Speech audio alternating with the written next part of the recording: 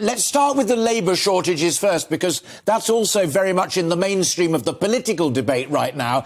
You're a former recruitment expert. Do you not have a magic formula that's a win-win for everybody?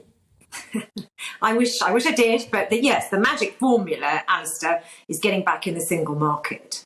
That's really what we need. We need to free Britain. We need to free our trade, free our people, and that would make that would help an awful lot. It's not going to be a magical cure overnight.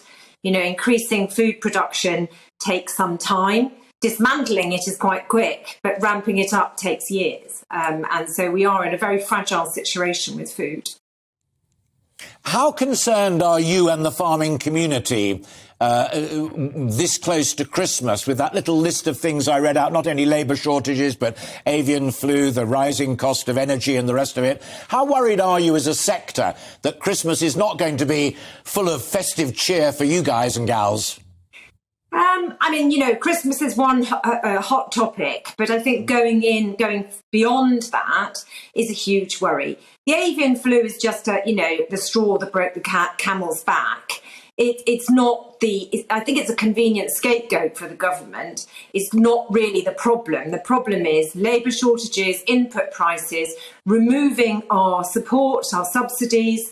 And then we've also got less imports coming in from Europe because of Brexit. So I keep asking the government who's going to feed Britain, because at the moment we are exposed. And when there's food shortages, people don't tend to just sit on their bums and moan about it. We're looking at a lot of problems going forward, and there's a denial at the heart of government that there's going to be a problem. They assume the markets will sort it out. But the other issue is that the government have been negligent about, in my view, is that they failed to help our fertiliser plants stay open. All they wanted was a subsidy of 10 million. They put 100 million into the Brexit festival and a sculpture, and yet they didn't help our fertiliser plants stay open. So now we're having to rely on fertiliser from America, and that's ramping up the costs even more for us. But also there's a world shortage of it.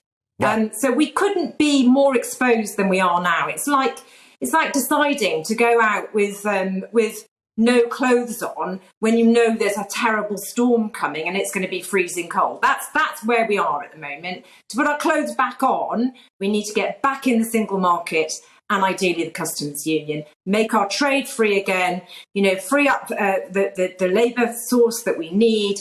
And then everybody will be able to have their food back. And that would be nice, because when it runs out, I think people will start to get quite angry.